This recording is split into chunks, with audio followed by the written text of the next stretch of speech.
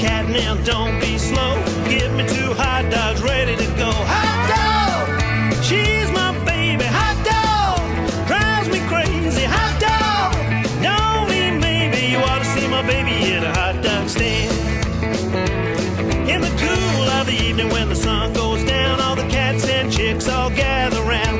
They order hot dogs and red soda pop, then they head downtown to a hep cat hop. Hot dog, she's my baby. Hot dog, drives me crazy. Hot dog, don't mean maybe you ought to see my baby in a hot dog stand. Hot dog!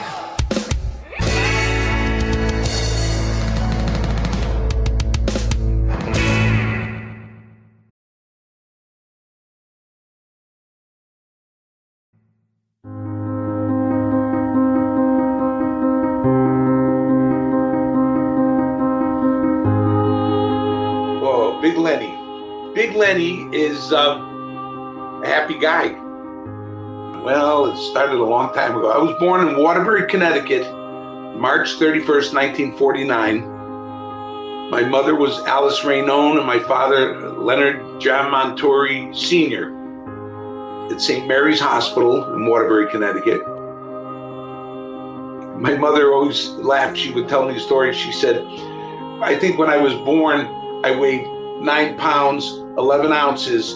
And, you know, usually when the baby's born, they keep you in the hospital like 3 days or so. And she said, I was 9 pounds, 11 ounces. And when I came home from the hospital after the 3 days, I was 9 pounds, 15 ounces.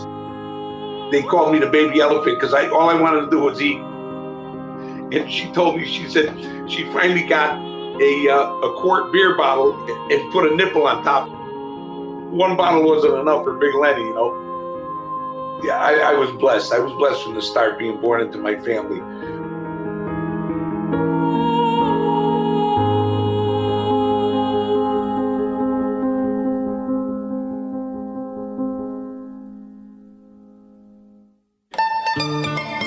I grew up in Waterbury, and it was a 3-family house. My grandfather came to this country in the early 1900s. And he came alone, got a job and got set up, found the house. Then he sent for my grandmother. Then my grandmother came. My grandmother came alone. She was this little Italian woman, 4'7". She came here and then they had to manage to get her there from New York to Waterbury. But they managed it. They did this. They always liked where they lived because where we lived, you could overlook the down below, you know, the city like so.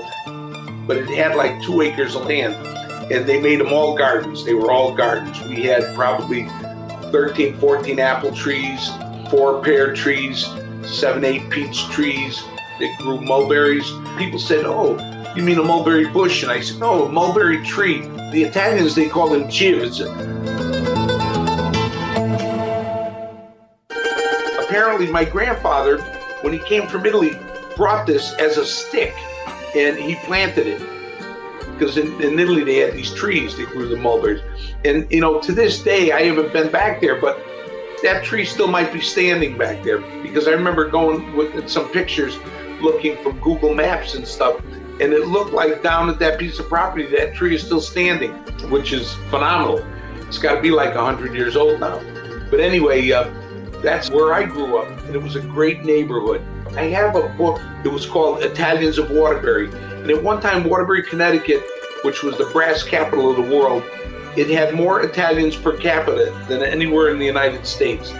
And it had a lot of hills, and I think a lot of Italians settled there because it reminded them of Italy, you know, with the hills and everything. Yeah, it was a great place growing up. I know nowadays a lot of the old homes and stores like my dad's store, the mom and pop stores have closed down. There's all bars on the windows. A lot of those big old beautiful old homes are boarded up and, you know, crack houses, and it's sad where it went, but little at a time they're cleaning it up. And that's what makes me mad when people complain about Rutland. I said they never lived anywhere else. They don't know what it is, you know what I mean? We have a beautiful town or city or hamlet, whatever we can call it, but I'm blessed to live here.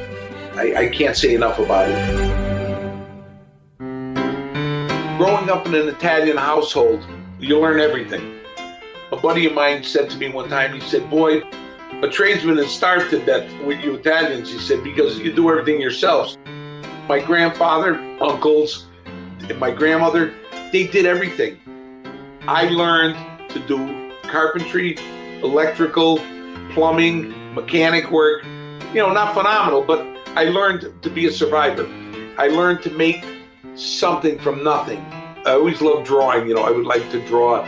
I was a doodler. I was always, you know, drawing something or making things. I loved to invent things.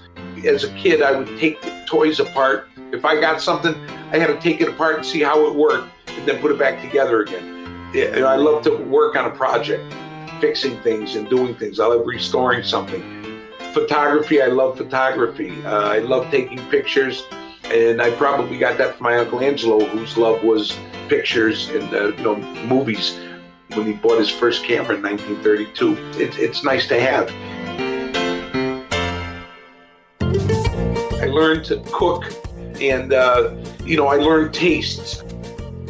I always loved food. I mean, I grew up in a house that I always say Italians don't eat to live, they live to eat. Everything is planned around a meal.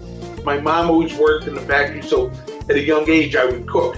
You know, I'd make stuff and I create things, and I loved it because I watched my grandmother make things. And as a little boy, when she was cooking, she'd give me a project to do, to cut the beans or to clean this lettuce or from the garden or the tomatoes. And when we made sauce and when we made pasta or you made sausage, you know, and the Italians did everything by the moon. They went by the moon, just like the tide.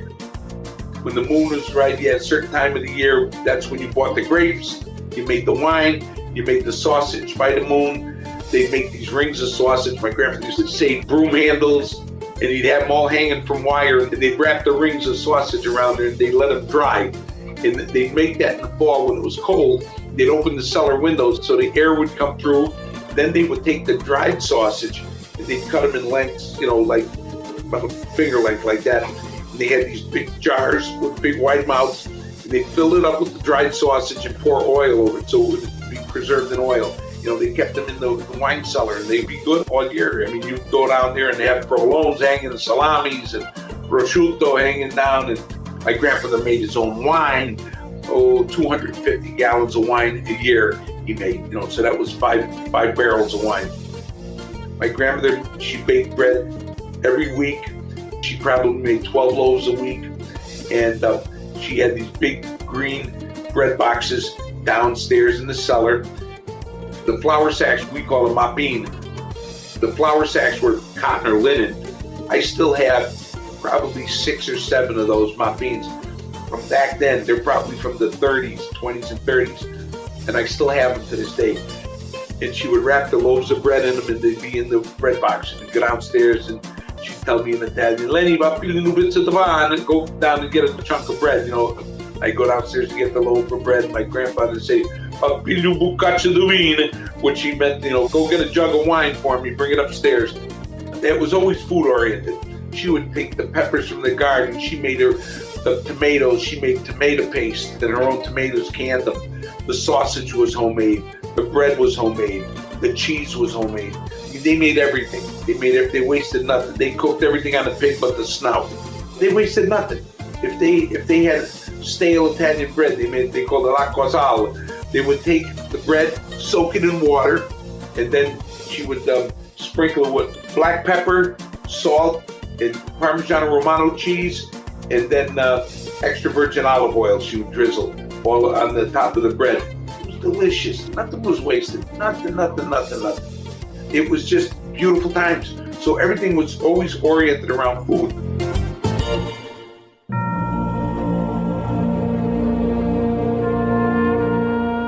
My grandmother had an old stove downstairs, an old Glenwood stove, gray and white, up on legs, you know, those old stoves, which to this day I still own. It's sitting in my barn. I have it up in the back. When I moved from Connecticut, I took that stove out of the cellar. That was after my grandmother had died and I was moving. She was a nice lady.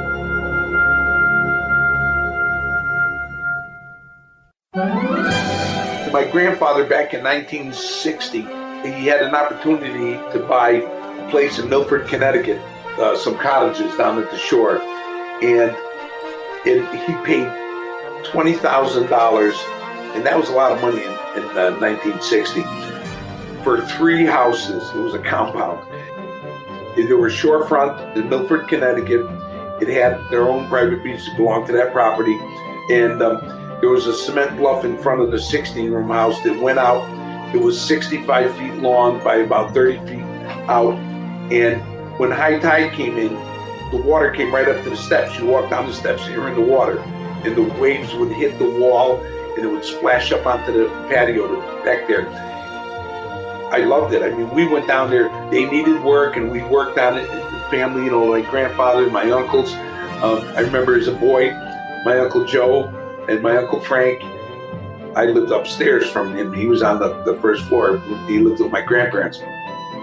My uncle had it was a 57 Chevy pickup truck.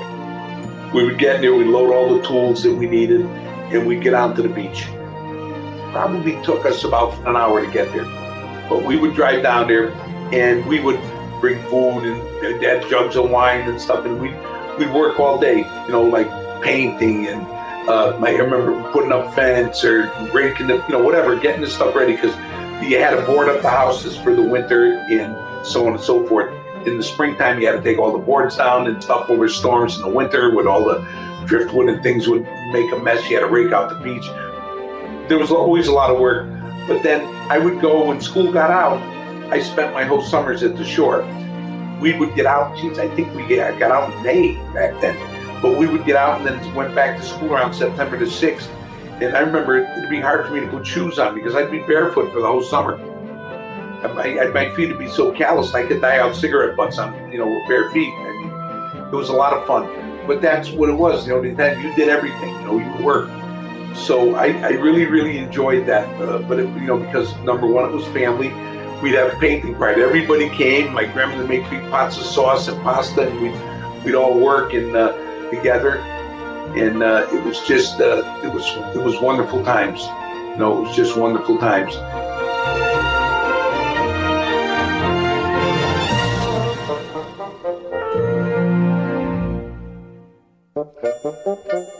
I started out my kindergarten, first, second, and third grade was at St. Lucy's parochial school in Waterbury, Connecticut.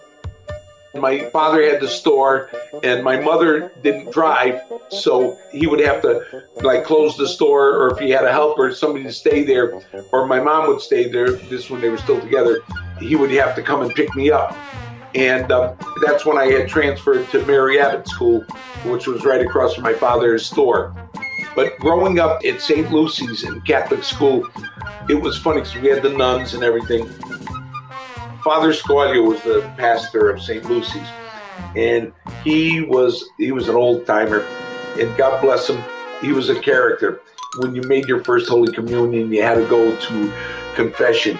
And I remember the older kids would tell us, they'd say, when you go in there, tell the priest, say, bless me, Father, for I've sinned, and, name sins, and say, I had impure thoughts and I did impure things.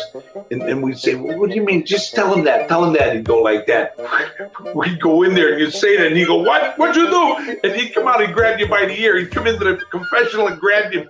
I didn't know. We're telling him because the older kids said, say that. And we'd say, okay, we'll say it. Now we're cool with one of the older kids. It was just hilarious. Again, it was an Italian parish. So there was Father Farino was the principal. There was Father Evampato, Father Evangelista, great guys.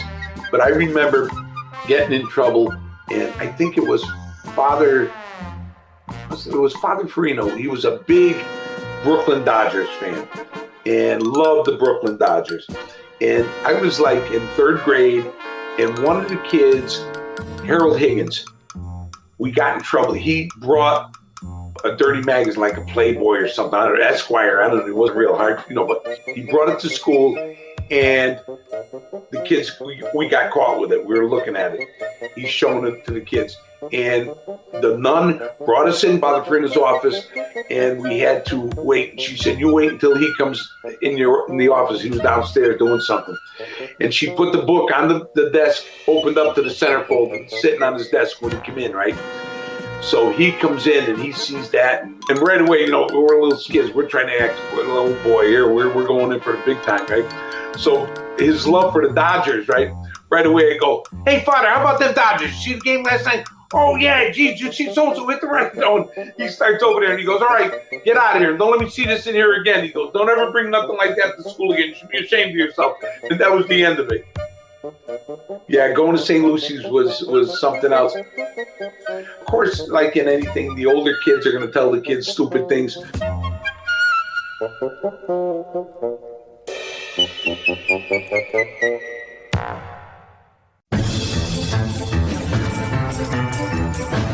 I remember being afraid. I was like in second grade, and I'm waiting for my father to come pick me up. And you know, I don't know, he got busy, or you know, Dad drank, so I don't know, maybe he was off. He stopped at the bar on the way down, and I remember waiting out there, and everyone went home, and they said, the nun said, "You got a ride?" And I said, "Yeah, my father's coming to pick me up." Well, he didn't come, and I remember being real afraid because I'm out there and I'm hiding around the corner. There was like a little inlet on the building, and I was so scared because there was a guy in the neighborhood near St. Lucy's, and he was a dwarf. Later in life, I found out the guy was a friend of mine's uncle. He was the nicest guy in the world, but as a kid, he looked odd, so they used to call him the monkey man, and they'd say he could climb the walls and he'll come up and get you in the second floor, and you know, and I'd be so afraid that he's gonna come by and get you and stuff like it, because of stupidity, you know, because of kids. But then finally Dad would come and we'd go up to the store and stuff like that. But then when I went to Mary Abbott, it was a whole different thing because I could run right across the street to my dad's store. Mary Abbott was a little nicer because the majority of the kids were all from the neighborhood where the store was.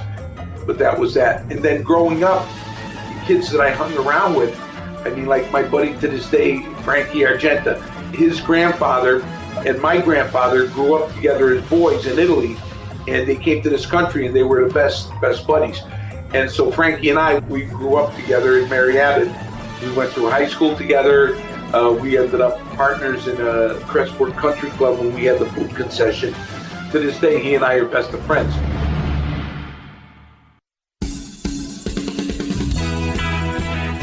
When I went to high school, I went to Caner Tech, which was a technical school, and I took drafting. I took mechanical drafting. A good friend of mine, Harold Zaccanini, who got rest his soul, Harold's not around anymore, had a Vespa. And we used to go to school on the back of the Vespa. And Harold was only like 5'1", 5'2". And we'd go to school and somebody say, "Hey, Lenny, you bought a Vespa?" I said, "No, I didn't have. That's Harold's Vespa." They go, "Well, where was he at?" I said, "He was on the front. You can't see him." But so I ended up in the drafting shop, but I wasn't a school kid.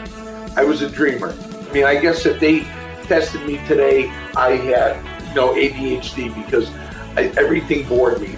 You know, I like articles. To read a book, I would start with the first paragraph, then I jump down to the fifth paragraph, then I go to page 6, then I go to page 50, then I go to page 100, then I look at the back and yeah. But that's the way it was. But anyway, I would be daydreaming about doing stuff or building something or things like that. But I had a high mechanical aptitude. It was a technical school, so I always scored very high on the mechanical aptitude tests. I was more for the math and the sciences and stuff. I didn't care for English and social studies and history. It was, it's okay, you know, but I could do the work. I just didn't, it bored me. And I was like, what am I going to do this for? So I'll never forget going into my senior year, my strength and materials course, Mr. Brown, his name was. I was failing going in. I mean, I had like I think I got a 10. I put a big 0 at the top of the page. I drew a picture of Snoopy stuffing the big 0 into a doghouse, like pushing it into the doghouse, because I was bored. I was like, I don't want to do this here, right? So anyways, when we were going to have our final exam, I was failing strength and materials. I was going to have to repeat the year if I failed that. And so I knew I had to learn it. So that night I went home. The guy who lived on the 3rd floor also was a math teacher. He taught it. So I told him, I said, I got to learn this strength and materials. And he crammed. The next day I went through the exam and he said to me, Mr. Brown, he said to me, you know, Lenny, he said, you got the 3rd highest mark in the room. And he goes, and I know you didn't cheat because there was nobody to cheat from there because nobody else scored like you did. And he said, so the bottom line was, you learned it finally. You knew what you were doing. So he passed me in the class. But, you know, I got through high school. College never interested me. I never wanted it. My mom, she really couldn't afford it, but if they would have found a way, I could have gone to, like, state college or something. You know, they had community colleges back then. It was funny because my first job, it was working at a place and they were doing structural steel. So it was like all that stuff that with the beams and stuff. I had to use some of the stuff looking for beams. But then I went from there, and then I took another job at Allied Control, and I was doing electromechanical drawing, drafting, and I stayed there for, I forgot how many years I worked there, but it bored me. I didn't like it. You know, I did the job, but it was I didn't like being in an office and just doing that, you know. So, but I got through it, and but then after that, I got out of there, and that's when I went, decided I wanted to sell cars. And that's how I got in the car business. And then from there, I went into the restaurant business.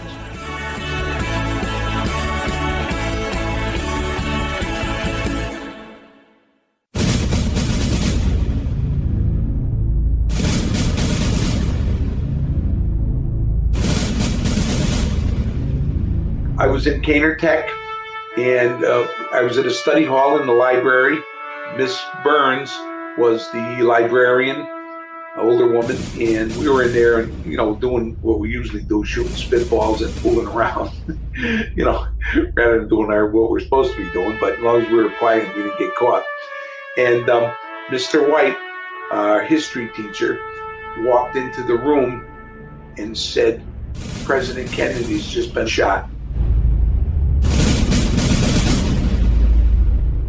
Miss Burns just like almost went down. I mean, she started to cry. Mr. White was crying. Everybody, all the kids, you know, all of a sudden became instantly solemn. It was like a veil fell over the room. It just wasn't happening, you know, like how could this go on? Jack Ruby shooting Lee Harvey Oswald and seeing these things live on television. It opened up a whole different look at life. For a young person, being a kid, being an adult, everything changed. It seemed like everything exploded. That's something you never thought about. How could this happen? The times changed.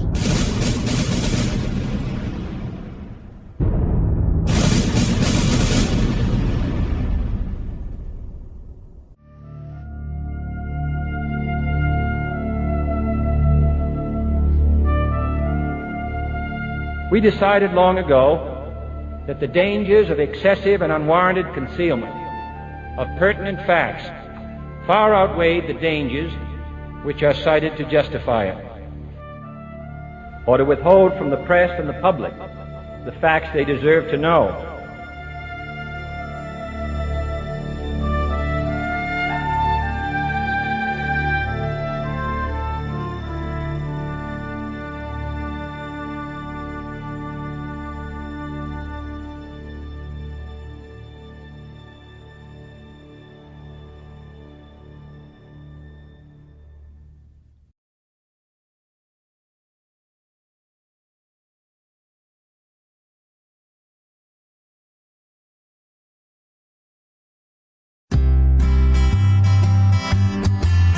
My Uncle Pat Fitzpatrick, Zizi Rose, and Uncle Pat, they were like family friends, but they were always our aunts and uncles. And he loved Jack Kennedy. Oh my God, it was like the second coming of Christ, you know. And he worked for Scoles Manufacturing. Waterbury was the brass capital of the world in the 50s. We had Scoles Brass, we had Chase Brass, American Brass. They were all big manufacturing, and that's where all, you know, the factory jobs.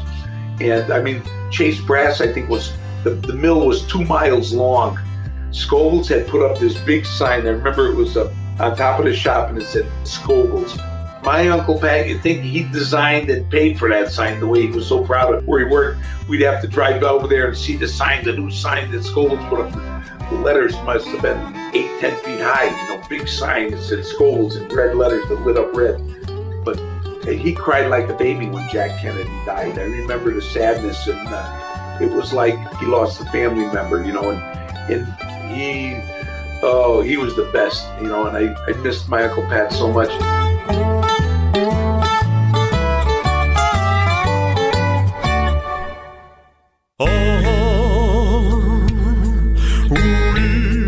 Growing up, my sister was 4 years older than me, so the music that she listened to, Elvis Presley and stuff like that, I loved that music, because even as a boy, I was in the 4th grade, she was in the 8th grade, and all the music that she liked, the rock and roll coming up, I really appreciated that. That's where it started. In our house on the 3rd floor, the tenants that lived upstairs, Marilyn and Ed, they were older than me, of course, but they always had jazz. I would go upstairs and hang around with Ed. Marilyn worked for Matatuck Music, and I really started listening to a lot of jazz, and that's at a young age, too.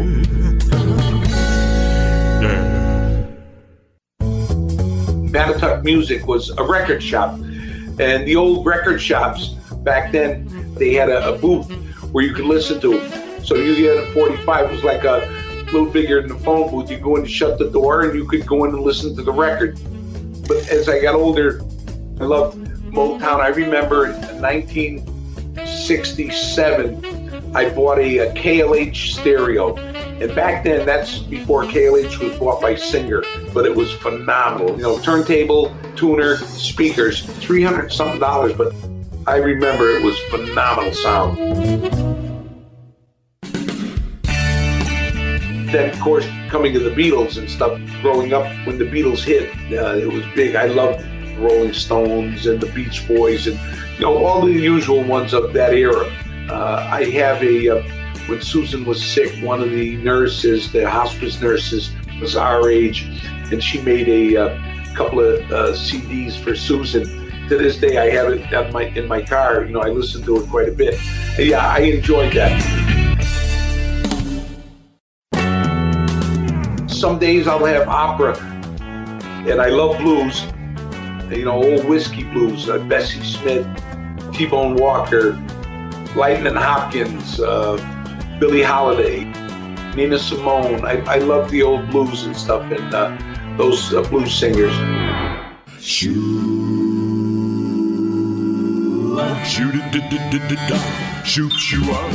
I love a cappella. I love some, like the Persuasion, Street Corner Symphony. That was a great album. In swing, I was into swing for a long time. I had a lot of the big band sounds and stuff. And then, in the 70s, all the disco and stuff. Matter of fact, I was listening the other day. I had the Pointer Sisters going in the car. I was listening to it. I'll just pick up all different ones I love. But yeah, I love music. I remember Susan and I talking one time. She said that I can't picture life without music in it. It's true. Yeah, music is important. I love my music.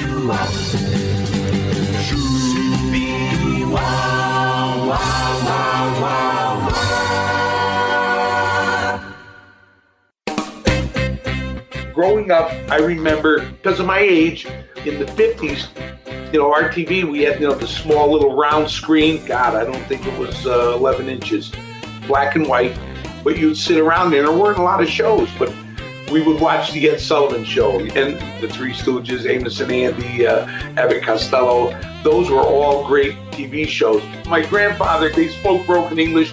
They were beautiful, It'd be the son of a bitch, you're going to watch the wrestling celebration. And he loved wrestling. But I grew up in the days with Bruno Sammartino, Antonino Rocco, Bobo Brazil, Haystacks Calhoun, all the old wrestlers. And my grandfather and I, we would watch the wrestling together on Channel 5, but there wasn't a lot to choose from. So whatever you watched, you were happy if you got the channel. Sometimes you'd be up on the roof trying to turn the antenna, loosen the thing and try to turn it, wrap some tin foil around the rabbit ears. We tried it all, but because you had Channel 3 and Channel 8, sometimes you get Channel 5 or 11 out of New York. And having an older sister, there was Connecticut Bandstand and American Bandstand, and which, of course, you always watched Dick Clark. And it was funny, the Connecticut Bandstand was more local guys. And some guy, he'd say, yeah, it was nice. It was kind of easy to dance to. I won't buy it because I'm cheap. I don't buy records, you know. I mean, guys like that. But I mean, it was funny. Those guys stuck out in my mind. Like I said, it wasn't the selection we got nowadays. But Saturday, you got up and you watched Roadrunner and Daffy Duck and Elmer Fudd and Bugs Bunny and Casper the Ghost. I mean, those were the old cartoons that I watched. Roy Rogers and Dale Evans and Howdy Doody Show, and those bring back a lot of memories. Great, great things. It was always a lot of fun.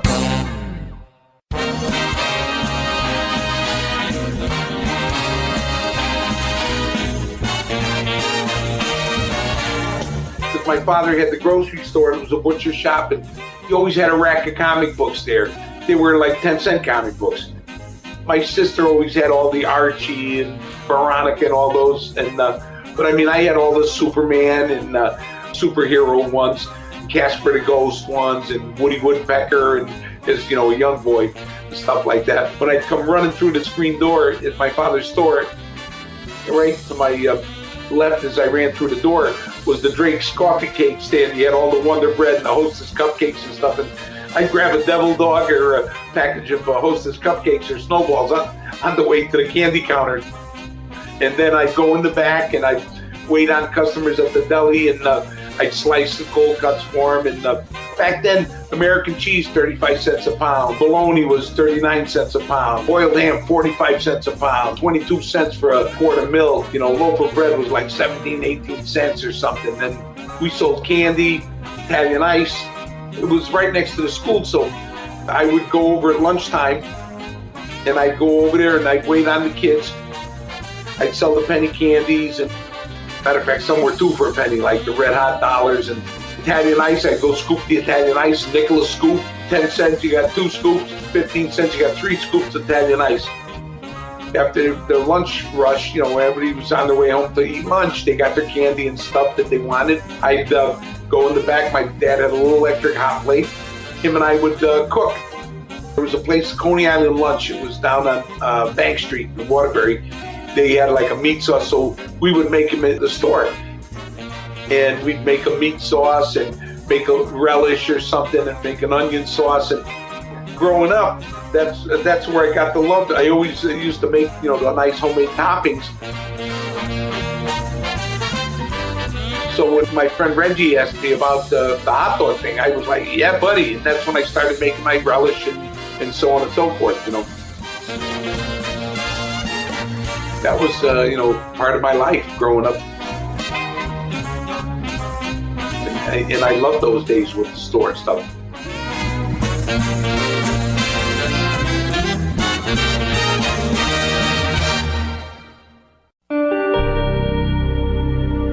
Dad got rid of the store in 1963 because all the big stores were opening up, and he was a neighborhood mom and pop store. You know, when people didn't have the money, they come in, hey, Lenny, you know, I need a loaf of bread, quart of milk, quarter of a pound of boiled ham, and you know, they charge it because they didn't have the money. But when the big stores opened up, they went and bought their big orders down at the big stores. My poor father, when he closed the store, there were people that had $200, $250 on the books. You know, and it killed them, you know what I mean, because they weren't paying. I mean, a lot of them were good, but there was a lot of them that they owed money. But that's what happened.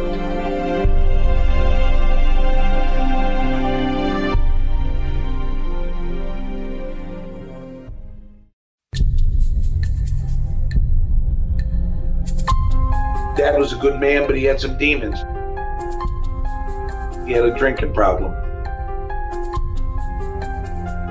He'd get abusive to Mom, and a black eye or a cut nose, and Mommy, what happened? And she said, oh, honey, Mommy walked into a door, Mama fell, you know, and I grew up thinking my mother was clumsy. What did I know?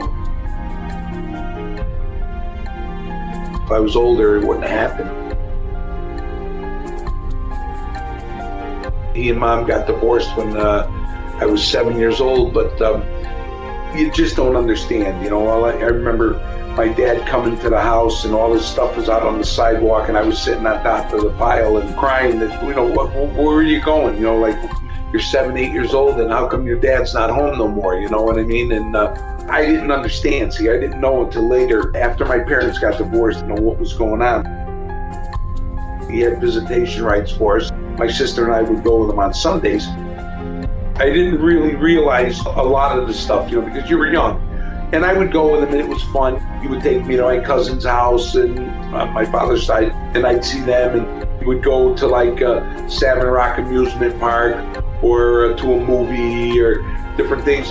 But then there was also, every week when we went, part of the trip was hitting all the bars. He'd stop, he'd go from bar to bar to bar, and not all the time, but a lot of times it was.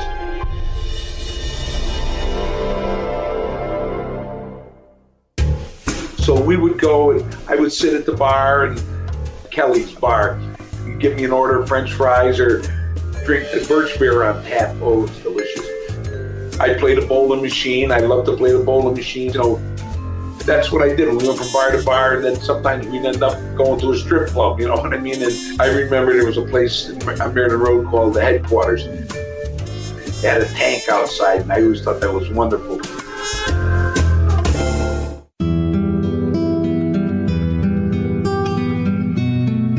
Lived in an apartment that was upstairs from a bar. It was like out of a movie. Neon sign outside the window and it blinking on and off. I'd sit there and he'd pass out and we'd sideswipe the car on the way home, over there, and he staggers up and I go upstairs and I'm there, and it didn't have a bathroom. You had a bathroom in the hall they shared for all the apartments. And then there was another one on the 3rd floor. I remember one time I had to go to the bathroom real bad, and I went out into the hall. I'd be afraid because you're only a kid, you're like 8 years old. I go out there and there was somebody in there or wasn't working or something, and I had to go upstairs to the 3rd floor. And I was so afraid. But I did it, and then I came back downstairs and I went inside, and I'd sit there and I'd try to make some noise once in a while. Maybe he'd wake up. He's out cold, and I'm watching this little black and white TV he had. It was all staticky, so I'd have to sit there and wait for him to wake up to take me home. It might be 3-4 hours. Parts like that were not the best. But he loved me. He was never abusive to me or anything. As my sister got older, she stopped going with him, and then I found myself, as I was getting into being a teenager and stuff, you want to be with your friends, and so I'd call him, oh, I can't come, I'm going here, we're going there, and so I wouldn't go, and he got sick of it, I didn't want to go because it was the same thing. He was going to be drinking, but he was a good man. I think I got a lot of my sense of humor from my dad too. So was my mom, and my gift of gab from my dad. He was a character, he was definitely a character. A good guy, but he had demons. Not that we drifted apart, but even when I moved up here, I would call him once in a while, but sometimes it'd go months and I wouldn't talk to him. But when I would call him, he loved you to death. And I'd always say goodbye. He'd say, don't say goodbye, so long, son. As he got older, he ended up drinking himself to death. He died at 82. He never said goodbye. Just so long.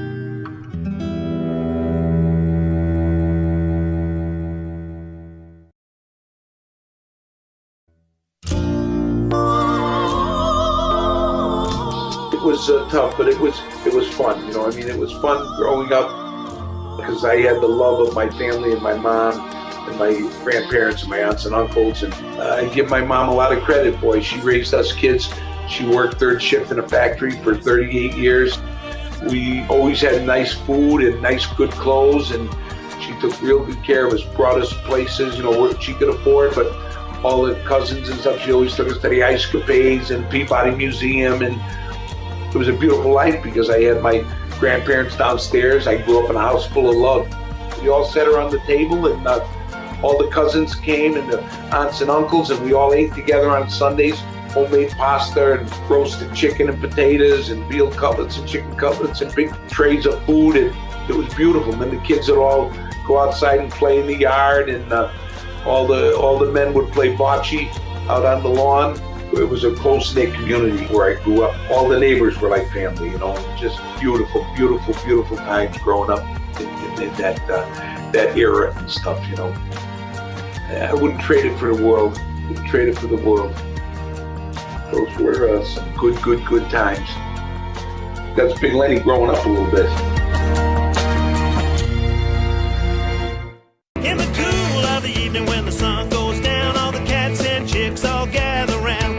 They order hot dogs and red soda pop, then they head downtown to a hep-cat hop. Hot dog, she's my baby. Hot dog, drives me crazy. Hot dog, don't mean maybe you ought to see my baby in a hot dog stand. Morning, gang, it's Wiener Man. I'm here to serve up some dogs. Hi, gang. Big Lenny here. Big Lenny's Inside Job. Me and Wonder Woman today are going to be banging out some frankfurters down here. It's a beautiful sunny day. Everything is shining out there. I'm telling you, life is nice. Look at that, it's glaring through the window. It's coming through so much. Love you, kids. Increase the peace. Wonder Man. No, that's Wiener Man. Wiener Man and Wonder Woman. Love you, kids. I'm waiting for my baby every night at 12. She closes up the top and then we lose ourselves at a hep-cat hop in a crazy way.